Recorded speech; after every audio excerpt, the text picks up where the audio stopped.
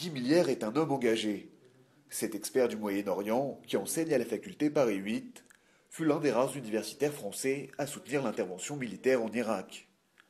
Mais Guy Millière est aussi et surtout connu pour ses prises de position systématiques en faveur d'Israël.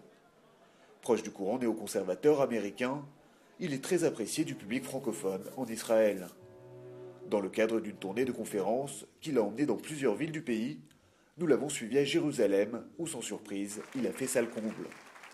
L'occasion de comprendre ce qui motive son discours. Ce qui me rapproche de ce pays, ce sont des valeurs éthiques, fondamentalement. Je me sens très proche de toutes les valeurs éthiques qui ont contribué à la fondation d'Israël, qui sont même à la fondation d'Israël. Et je ne supporte pas l'injustice, et je ne supporte pas le mensonge. Or, je dirais que la façon dont on traite Israël à l'échelle internationale me paraît absolument injuste, et la façon dont on parle d'Israël à l'échelle internationale, en Europe en particulier, me paraît porteuse de mensonges qui me semblent absolument scandaleux et inadmissibles. Pour ce qui concerne l'Europe, je dirais qu'il y a une falsification, une forme d'intifada médiatique qui est menée contre Israël et qui, hélas, porte ses fruits, puisque défendre Israël est devenu quasiment impossible, ou alors cela vous vaut de vous faire traiter de nazis, de fascistes, de tous les noms les plus abominables possibles. Pour ce qui concerne les États-Unis, la cause est beaucoup moins désespérée.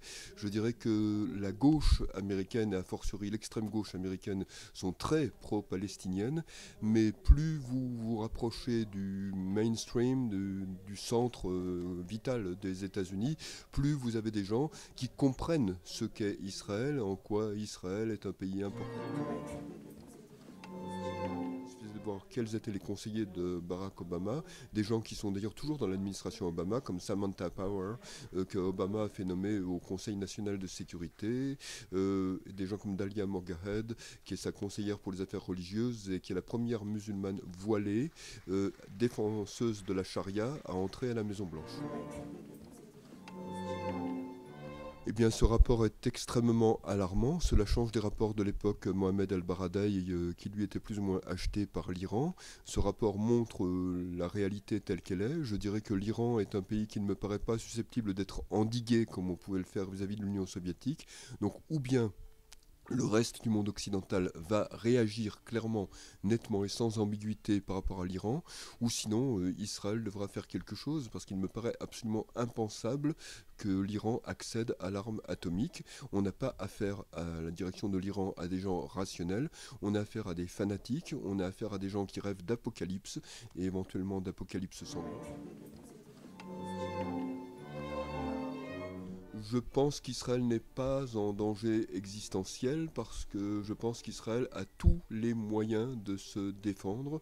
Je pense qu'Israël n'a jamais été aussi isolé qu'en ce moment, mais je pense que cet isolement est temporaire. Si je regarde les États-Unis, je constate que d'un côté, vous avez l'administration Obama qui est très nettement anti-israélienne, mais d'un autre côté, vous avez l'Amérique profonde et l'essentiel du personnel politique américain, les républicains, mais aussi une bonne partie des démocrates, qui continuent à soutenir Israël. Mais sans tenir compte de ce qui va devenir l'Afrique.